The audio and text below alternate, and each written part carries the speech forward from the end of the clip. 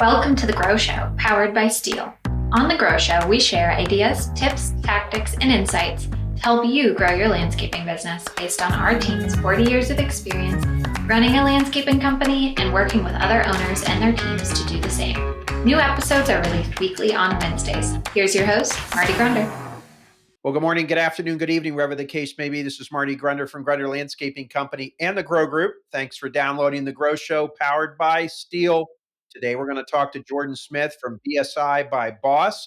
Jordan is one of the foremost authorities on snow and ice control.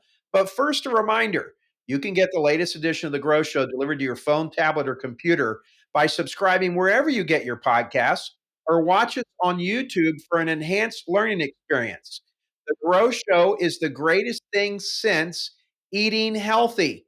For the past several months, I've really gotten serious about my health, and I've lost over 15 pounds, and I feel so much better. I've lost enough weight now, folks, that people are starting to notice. It's a great feeling, folks. And what's best, I feel better.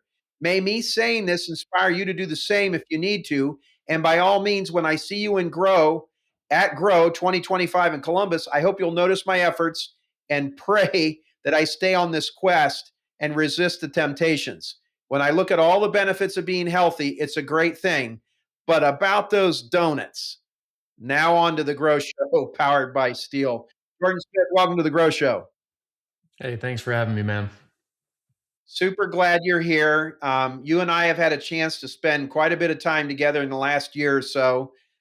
We've been to dinner. We've met up in Pittsburgh. You invited us to your party at the SIMA event.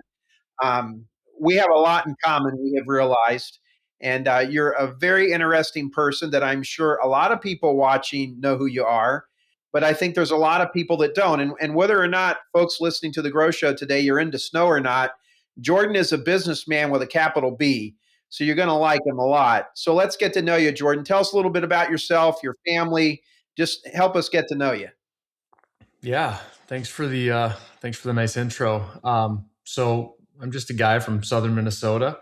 Started a landscape and snow company during college to help pay the bills. So instead of working a conventional job, I decided to put some sweat in, and I never intended it to become a full-time gig or even a scaled business, but it kind of just happened. I graduated college in 2010. Shortly after I got married during college, actually, but graduated 2010. The economy still was recovering from the 2008 recession. We were doing well. Saw an opportunity in our southern Minnesota market, very fast growing kind of micropolitan area of Mankato, Minnesota, to scoop up some market share. There was some bigger companies that had regressed during the recession. And we, of course, we were lean and small and hungry and ready to go. So we were able to scoop up a bunch of market share. After a couple of years of marriage, along came my first boys. I have 4 boys now, but my first were twins. So I got 11-year-old twin boys. God bless. Followed by a 9-year-old and a 7-year-old now. So that's all been, of course, part of the journey here. But through the years of our snow and landscape business, we're always looking for better ways to provide service to our clients more efficiently. Especially in our early growth years, we weren't the biggest, we weren't the most well-known. So one of our differentiators we brought into the business was liquid de-icing. And again, never intended for it to become a scaled manufacturing business of liquid de-icing technology. It just kind of happened, right? We found a great solution. We provided great service to our clients, and we thought, well, if our clients are enjoying it, why wouldn't other contractors' clients enjoy it? So in 2014, we launched the VSI brand. And scaled that up. And in 2022, we partnered up with Boss Snowplow, which is why we're now called VSI by Boss Snowplow. So that's the really abbreviated version. But to this day, we do still operate our snow plowing company. We did divest from the green side of our business a couple of years ago, primarily just due to lack of capacity to operate that many business units. So we kept the snow because it's extremely relevant to our manufacturing business, and it's why it exists. So we felt it was important to maintain that connection to the industry. But yeah, we're still out there plowing snow. We're still out there moving liquid de-icing equipment. And I have another brand called Storm Equipment where we sell snow plows as well. Well, and it just makes so much sense. It's not a whole lot different than what I do at the Grow Group. Ours is based on what we do at Grunder Landscaping. VSI is, you're in it. So, what better person to talk to? What better person to understand the trials and tribulations of the snow removal professional than somebody that's been involved? It's just so impressive what you've done. I know Seth, myself, and Mike from Boss Snowplows went to dinner in Des Moines, Iowa last year at Grow, and you really have helped Seth with our quest towards liquid ice control. We're not in it yet; it's coming, and I know that you're going to help us do really, really well on it. When we're talking about personal success stories, I want to talk about the journey you've been on from a health quest. And I didn't look at your LinkedIn profile today, but have you changed your picture? I updated it. It's kind of in between where I was and where I am, so it's more updated than maybe the one you saw a couple of years ago. But it's not the current version. I need to Well, update it again, just probably. tell everyone what you've done with health, because if that's the only lesson someone gets out of here, I think it's tremendous. Share with us what you've done with your health.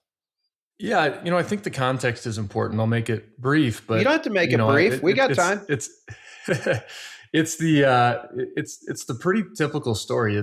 I think a lot of people have lived this journey, but I kind of went through the fast version of my story. When I was in college, not only was I very active in my business doing physical labor and work, I also played football. So I was in very good shape. I was healthy, lean and mean. And of course, as the years go on and as I move from being in the field and not playing football anymore and having kids and being busy, 10 pounds a year adds up quick, especially when you do it 10, 11, 12 years in a row. So next thing you know, I'm stepping on the scale just under 400 pounds and 400 uh, pounds, folks. yeah. And I, I should have had plenty of wake up calls before that, but that between that and going to a routine physical where the doctor says, "Oh, you're kind of borderline here, blood pressure borderline, blood sugar borderline, borderline." Borderline's not a good word. I don't want to be on the borderline. And again, I knew all these things, but it was just it was literally that day. I'm like, all right, I'm going to make a change tomorrow. And I started simple. I just made a commitment to myself to go to the gym 3 days a week, change nothing else. I didn't force change my diet. I didn't force change alcohol consumption. I just committed to going to the gym 3 days a week. I did hire a trainer to help me keep me accountable for that because I felt like I needed that. So I did work with a great trainer for 6 months until I was in a routine, but it just was a progression from there. 3 days in the gym turned into five, and 5 days in the gym turned into cutting out fast food, and cutting out fast food turned into cutting out junk food in general, and that turned even further into eating a clean whole foods diet, and going to the gym 7 days a week because I'm addicted to it now. And 2 years later, I'm down 165 pounds and feeling incredibly good and in the best shape of my life, even better than when I was in college. It's just amazing. And it's, I first of all, congratulations. And I find it amazing the fortitude that you demonstrated to get there. But it's a great lesson, like in life. Like we all have so many opportunities and things don't just land in your lap. Like they require hard work. And I just think it's incredible. I remember Seth, I believe, met you before I did, and he was going to meet you, and he looked you up on LinkedIn, and he didn't recognize you when he saw you. And Seth's like a really smart guy, and he's like, "What the heck?" So he said he came back and looked up, and the picture that you had on your LinkedIn was old Jordan, and he said, I think he told you, like, dude, you got to get a new picture, like, reward yourself for all the work. So Yeah, it really is that. I should say too, because I think a lot of what I have gone through is typical. I think the progressive decline of health over time, especially as a business owner with stress and with kids and with alcohol and everything else and junk food, it creeps up on a lot of people. In the same way, I think that the way that people typically try to combat that, especially as entrepreneurs, we want stuff tomorrow, we want it now. I would always, during the course of those 12 years, I crash dieted a number of times where I go from being horrible to trying to be perfect the next day, and that's never sustainable, right? So this is the first time I took a sustainable approach where I just progressively ramped up my efforts. I think if anyone talked to me the first 6 months, they probably wouldn't have noticed much of a difference in my habits, but I knew I was building momentum because 3 days a week turned to five and 5 days a week turned to seven. And then that turns into, why would I consume junk food when I'm putting in all this hard work in the gym? And then that turns into, why would I drink alcohol when I am doing everything else so healthy for my body. And next thing you know, it just, you end up in a place where, you avoid junk food and you avoid alcohol, and you are actually looking forward to the gym every day. But it's 100%. not overnight. I mean, No. 2 years isn't that long, Right.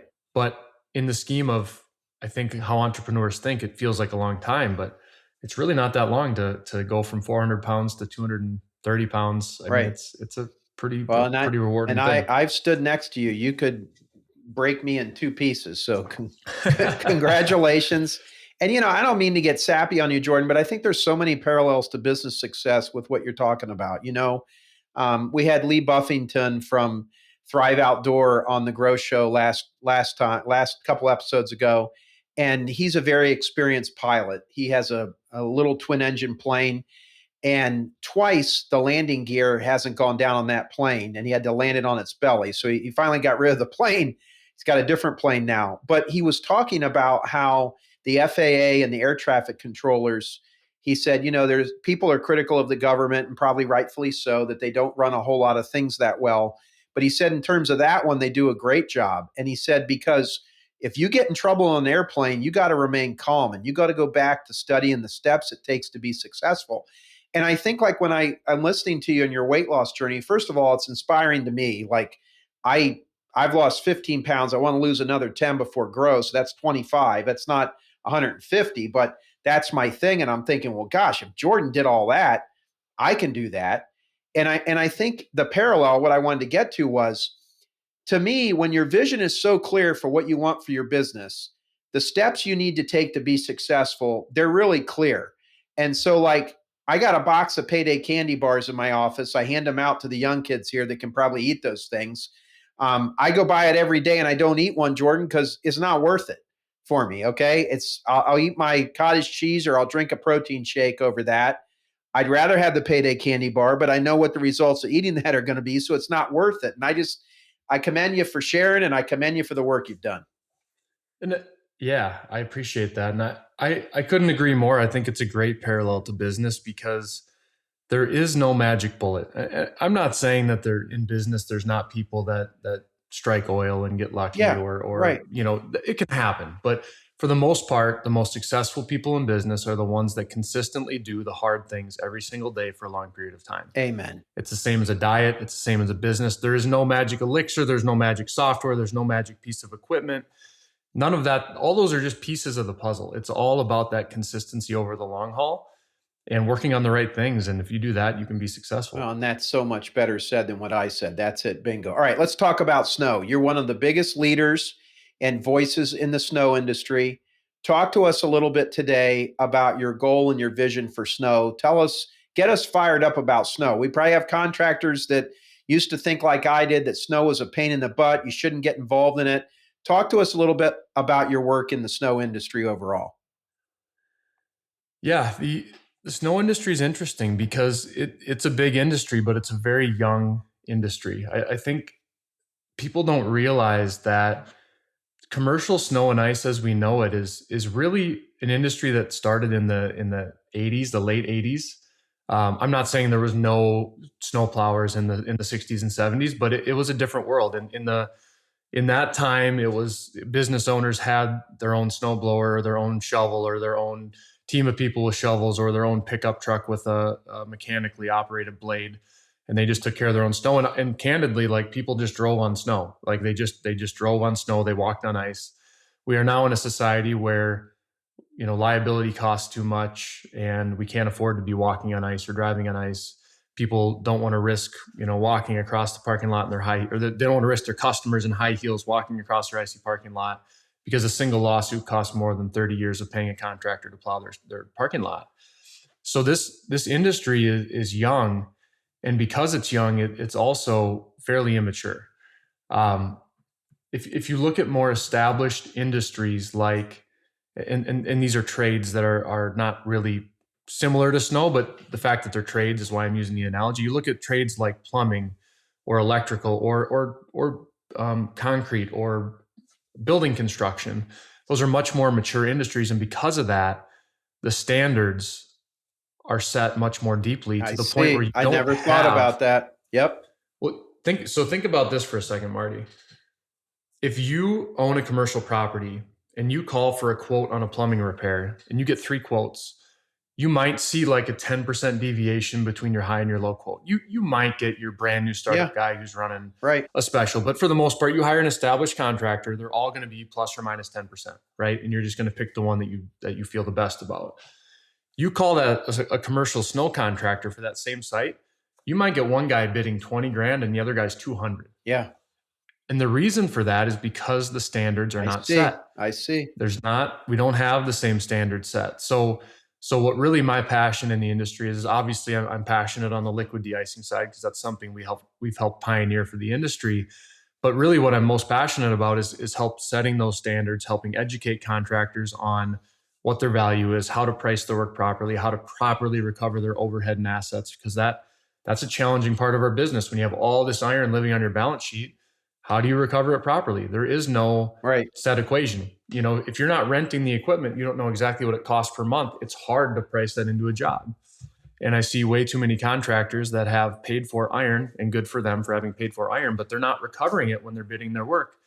And in our industry, especially with heavy equipment, up to 50% of your job costs are your iron. So if you're not recovering iron, even if it's paid for, it's still depreciating sitting there on your balance sheet as an asset because it's rusting away and it needs maintenance. It's going to need a transmission. So a lot of what we're trying to do at VSI and at Storm is to help raise the bar. And, our purpose specifically at Storm Equipment is setting the future standard in snow.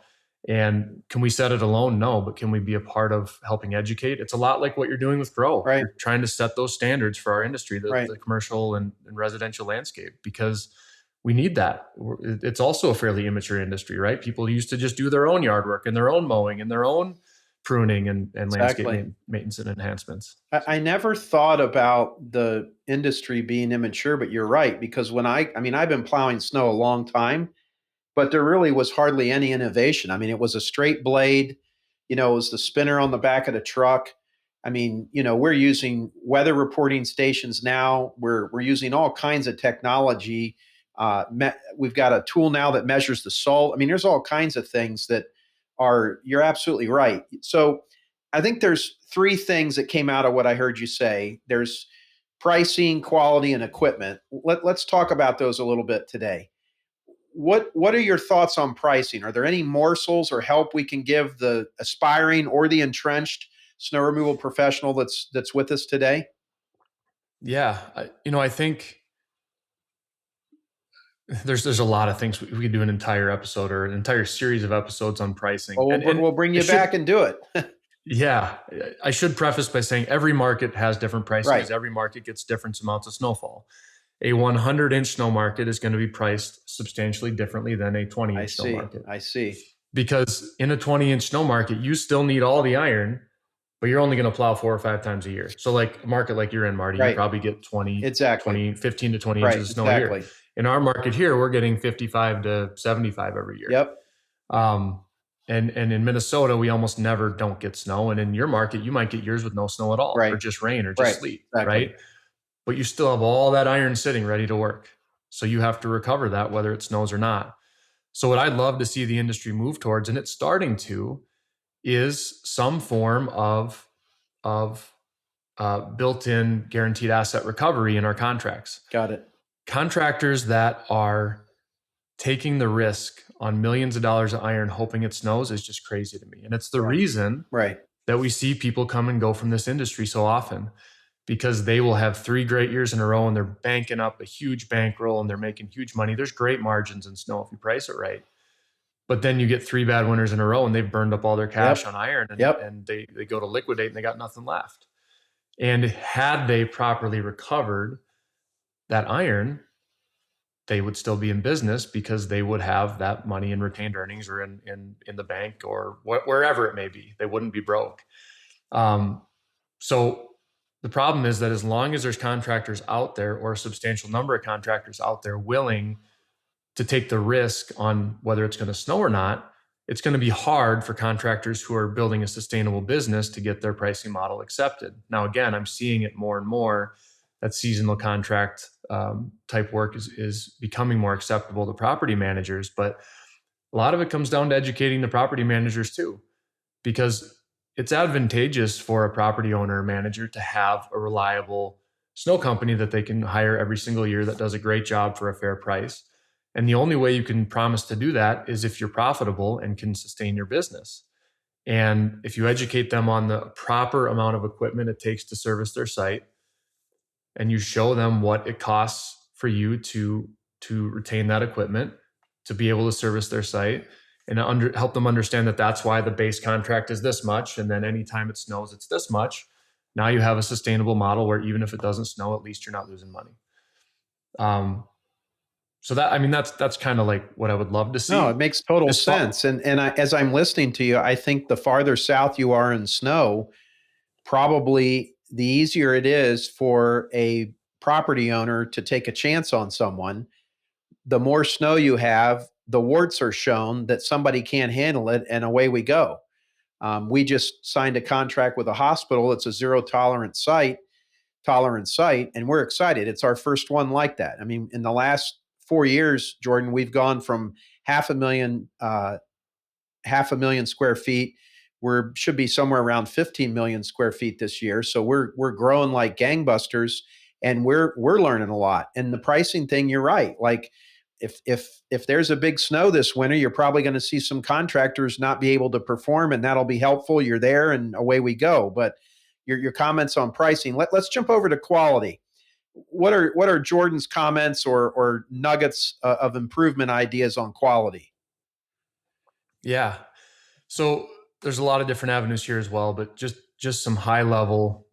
First of all, it goes right back in with pricing. Properly equip your sites and your routes. So what I see far too often is, let's say company A has 5 loaders and 3 pickup trucks, and they build their routes so their 5 loaders and 3 pickup trucks can stay busy on a 6-hour route, which in my opinion, a 6-hour route is the right amount of time. Because if you think about the average maximum snowfall rate, it's 1 to 2 inches an hour. That means you're going to hit every site every couple of hours. And and if I could just get you to pause there just for a second, that there's so much math involved with that, and our Seth is basically a mathematician, and now I'm seeing why he really likes you, because the math helps you get to the point where you can see what is possible, and it will also point out what's not possible. I mean, I never did any math when I took on snow. You just took on everything, and then the first couple snows you found out if you could handle it or not. And that's dumb. Like, there is a lot of math in this. There is. Yeah. And I think the trap that people fall into, and again, this is not just on contractors, this is also on property managers to procure work earlier. Like, to me, most of the clients or most of the contractors we work with are just starting to get their snow awards right now. That leaves them like 1 to 1.5 months to prepare. And preparing it's not just planning your routes and your staffing, it's also maybe acquiring loaders and pickup trucks and plows and salters and all the equipment. It's not very much time to tool up. And what tends to happen is all of a sudden it's like, whoa, we got more awards than we thought. And now we're going to be really stretched thin, and let's hope it doesn't snow that much, because otherwise we're going to provide poor service. And that's where the math is important, to know what's a reasonable route, how much iron is required for that route. And then once you hit that limit, if you want to grow, you need to scale up more people and more iron. You don't just stretch what you have thinner. The problem is with the way economic conditions are shifting right now, I think we're seeing the economy soften a bit. The cost of capital is up. People are trying to do more with less, which can pay off in a low snow year, but it's not an enduring model that you can sustain for 25 years, right? We talked earlier about doing the right things or the good things every day, one step at a time, is how you build success. Building a model that's a roll of a dice it's not a way to build enduring success, right? So we talked about, yes, absolutely. We talked about pricing. We talked about quality. I don't know anybody that knows snow removal equipment better than you. You're the god as far as I'm concerned. I came over at the SIMA event in Pittsburgh multiple times to try to talk to you.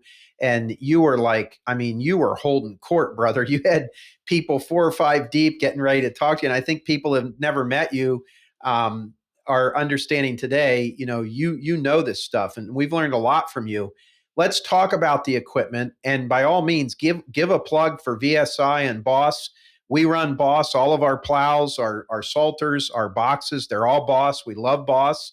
Boss's sister company, Exmark, we run their mowers.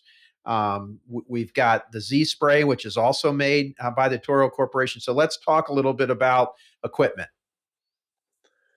Yeah. So, what it really comes down to with equipment, there's so many options, and to be honest, there's a lot of good options. Obviously,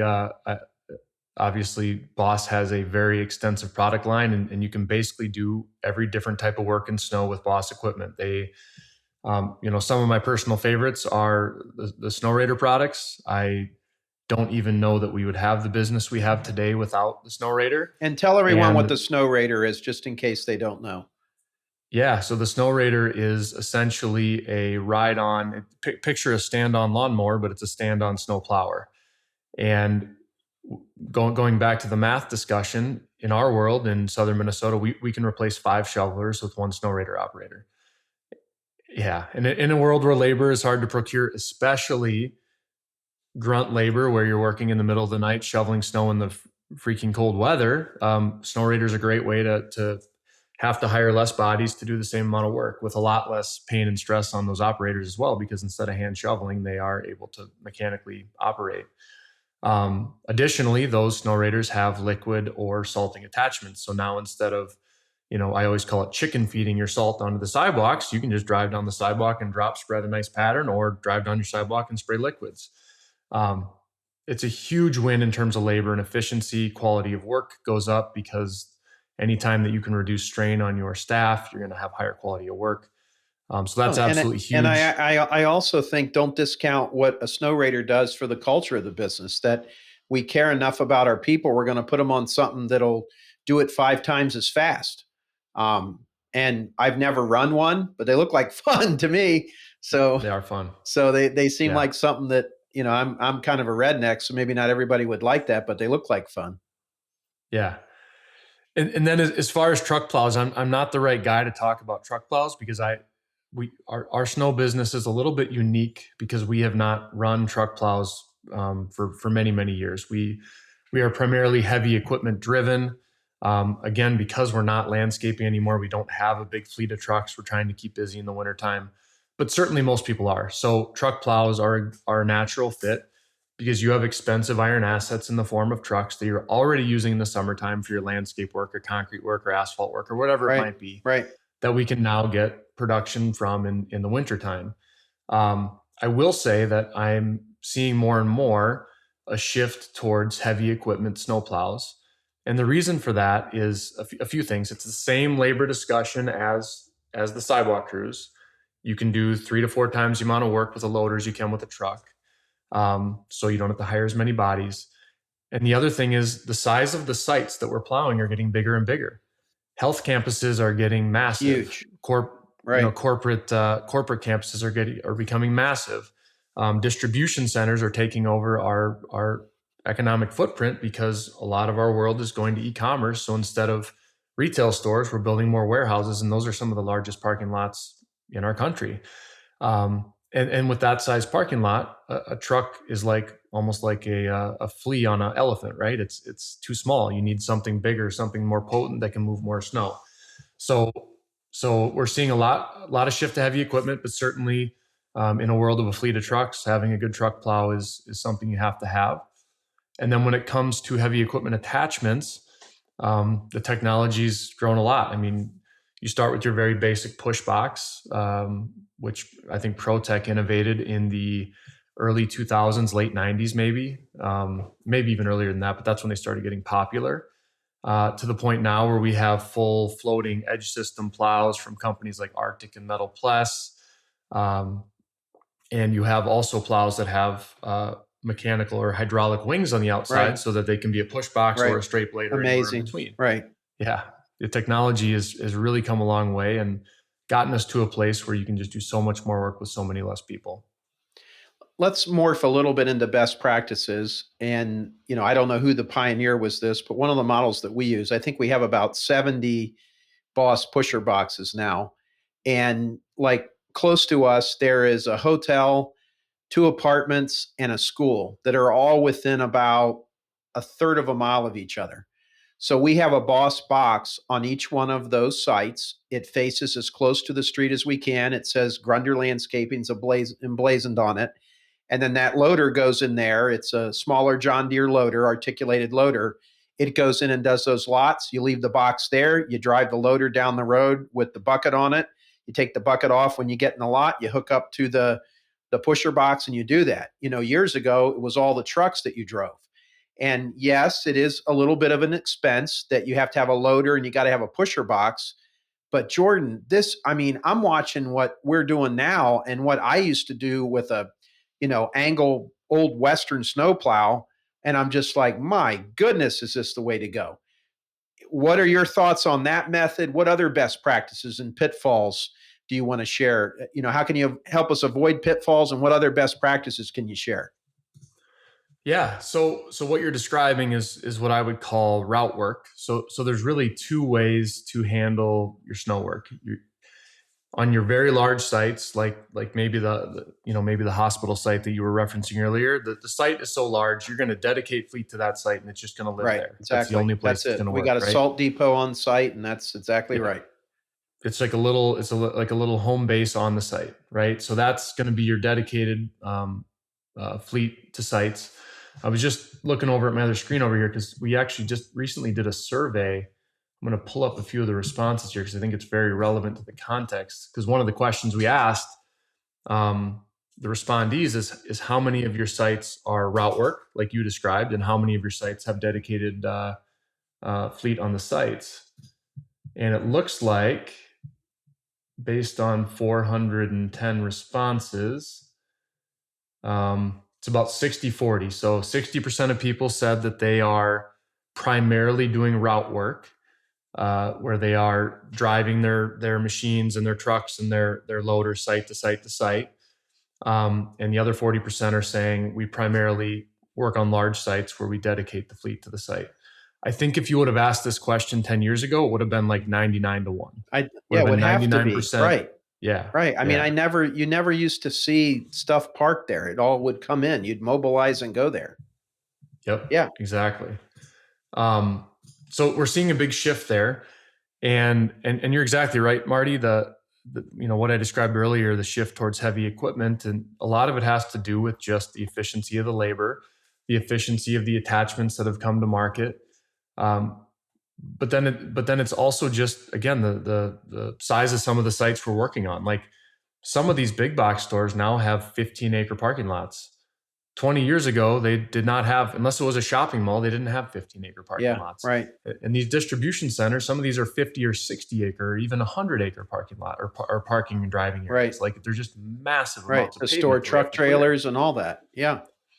The other big thing is, keep in mind, and you've gone through this, and a lot of your people you work with at Grow have too, but you used to be able to buy a 1-ton pickup for $35,000. Oh gosh. Yeah. That doesn't exist anymore. No. Pickup trucks cost double that. Yeah. And in that same period of time, loaders, heavy equipment have not doubled. So Yeah. now our economies of scale on Right. running heavy equipment are better because Right. the price compared to a truck is a lot closer. Right. The other big thing is, we all know when we plow with a truck, it gets destroyed. There is no way, even if you wash it and baby it and take care of it, you plow with the truck for 5 years, that truck is wrecked. Gone. At the end of 5 years. Right. 5 years of the loader's nothing. Those loaders are made to run 10, 20, 30,000 hours in a quarry. 400 hours, 300 hours a year of snow plowing in Minnesota, or probably 50 hours a year of plowing where you are. Those things will last for 30 years. Yeah. Right. Yeah. It's not ruining the suspension or anything. That's what they're made to do. I mean, you Exactly still got to right. wash them and clean them and get the salt off, but it's for sure. Yeah. Any other best practices? I think the other big shift we're seeing, and obviously I didn't want to turn this into a liquid sales pitch on you, but like we're seeing a lot more shift towards sustainable practices. So you talked about how you even have some salters now that have tracking and metering and rate control. So that's a great step in the right direction of reducing our salt usage, because salt abuse in our industry has skyrocketed. And I don't even blame contractors for it. Honestly, a lot of the reason that salt is abused is because the prevalence of slip and fall claims has just become astronomical and ridiculous. And if we don't oversalt, we have potential for being liable for those claims. And even if we do salt correctly, we still end up being liable. It's a horrible system that needs to be reformed, in my opinion. But I think between more responsible salting practices and between the proactive activity of using liquid de-icing to help reduce our salt pollution footprint is a huge step in the right direction, not only from an environmental standpoint, but also from a just a being smart and proactive standpoint, right? Anytime that we can be, whether we're environmentally conscious or not, there's plenty of contractors who couldn't care less.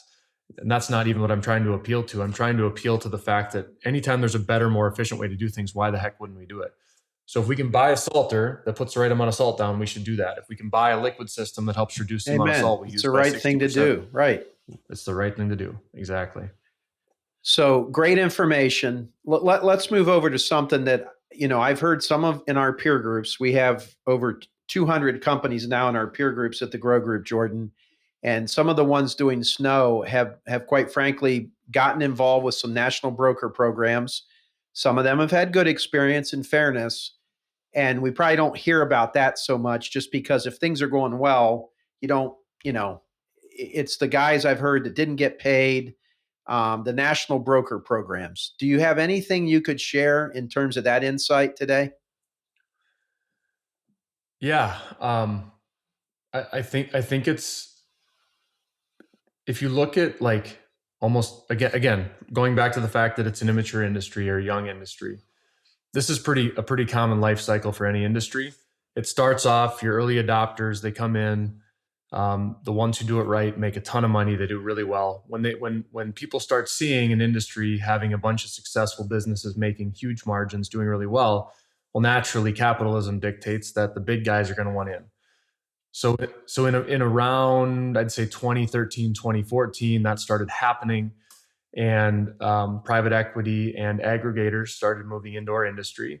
They saw an opportunity, as again, another thing that's happening in this country is bigger corporations are having larger footprints. So instead of having a family-owned grocery store in every corner, it's a national chain. Instead of having a family-owned hardware store in every corner, it's Amazon, right?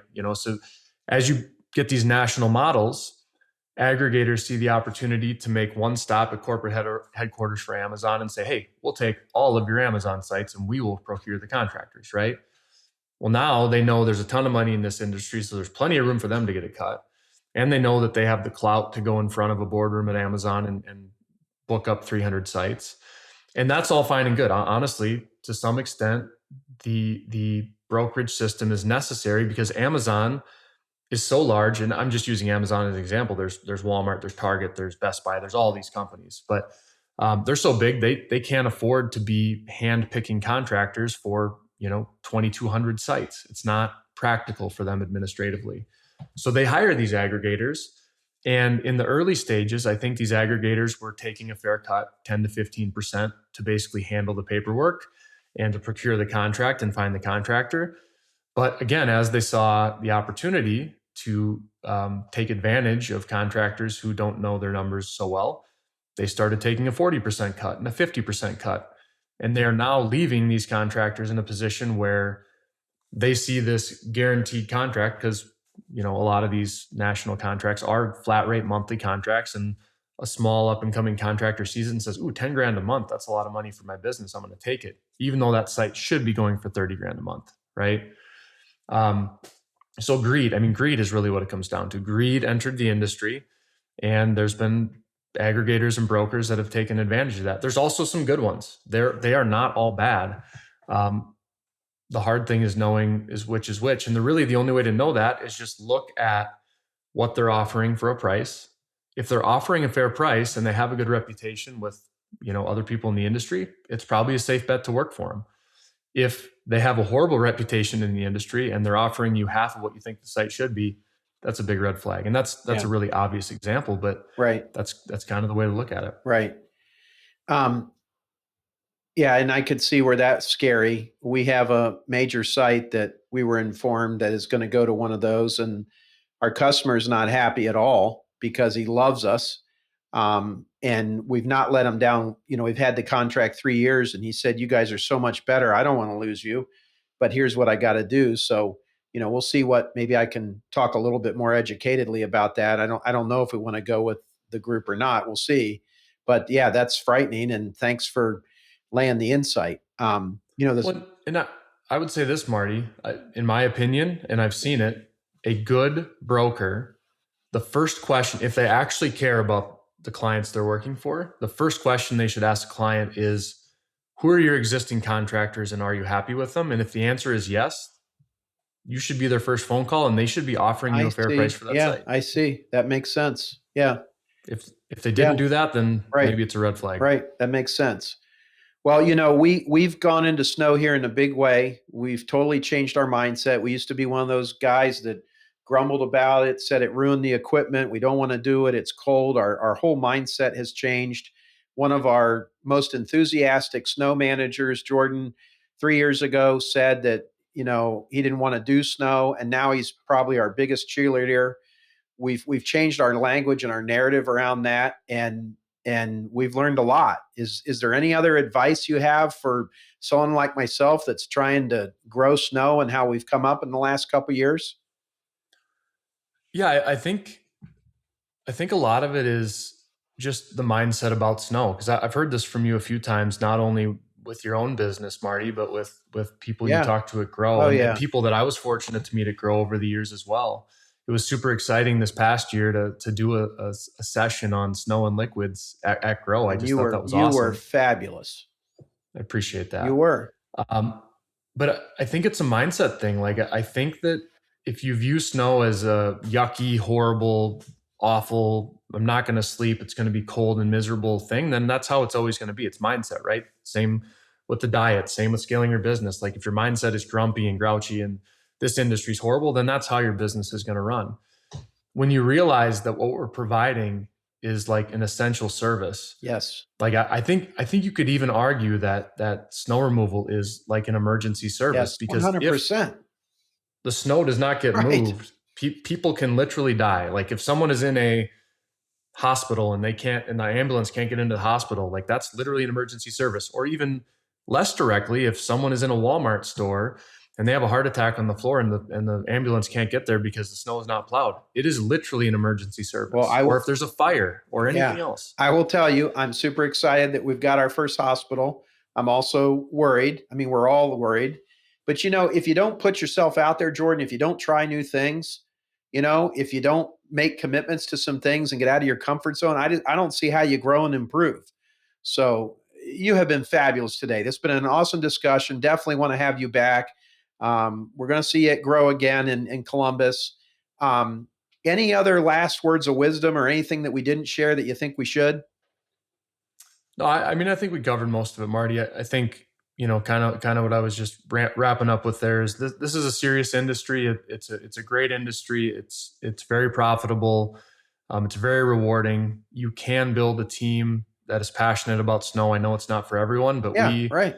find that exactly what you said. We find over and over that companies that take snow seriously and have a positive mindset about it have a lot of employees who are like snow champions, and they love snow and they eat, breathe, and sleep snow. Yeah, It's a great industry, it and is. there's a ton of opportunity. And I encourage everyone to give it a fair shake, because there are a lot of companies still that view it as a burden and a Right. nuisance and a necessary evil, and it can and should be more than that, in You, my opinion. I've taught now twice in the last 3 years at the SIMA convention, and it's a whole different group of contractors. And to be blunt with you, I found a lot of positivity. I was inspired. I saw a lot of effective use of mechanization, being the efficiencies applied. It's made a world of difference. And everyone that's listening to us today, I'll tell you, Jordan, we went from starting off, say March 15th, at times being in the hole over $300,000, and we flipped that around to being ahead $200,000 on the bottom line.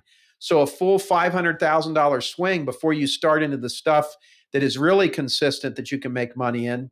Now, if you get a lot of snow, you're going to do really, really well at snow at in snow too. But it's just made a tremendous difference in our business putting that revenue over there when we were sucking wind. So, all right, how can people get a hold of you? Yeah, I'm super easily accessible in many different ways, and honestly, like, this is not just me saying this. I actually love talking to snow guys. It's what I love to do. I love the snow industry. I love the landscape industry too. I'm happy to talk landscape stuff. I'm not quite as relevant there anymore because I don't do it anymore, but I did it for many years and I did it the hard way, building it from the ground up. So I love talking about that too. But I'm accessible on social media. I'm on LinkedIn. I'm on Facebook. Um, uh, our phone number is published publicly. You can reach out to there and ask for Jordan, and you might get screened. But if you Go don't ahead. sound like You a want to share salesman, your you'll get phone through. number? Go ahead. Yeah, Go ahead. yeah. 507 507. 507 317 8833. All right. 507 317 8033. 8833. 8833. All right, folks, give Yes, Jordan sir. a call. Reach out to him if he can help you. Jordan, thank you. I always Thanks, love Marty. talking to you. We're going to bring you back on. I'll see you in Columbus in February, okay? Thanks much. All right, folks, that's going to do it for The Grow Show powered by STIHL this week. If you haven't done so already, subscribe to The Grow Show. And if you can, do us a favor, give it a rating or share a comment. That helps more success-minded landscape professionals find us. And if you really want to help your buddy Marty here today, share this episode with your team or any landscape pro you know. You can take it and share it and text it right on over to them. That's going to do it for this week's edition of The Grow Show. We'll talk to you next week. Thank you for listening to this episode of The Grow Show. Be sure to subscribe so you never miss an episode, and head to growgroupinc.com for more information and resources to grow your landscaping business. A special thanks to the folks at STIHL, whose support makes this podcast possible and whose reliable handheld power equipment makes our jobs easier daily. We'll talk to you next week.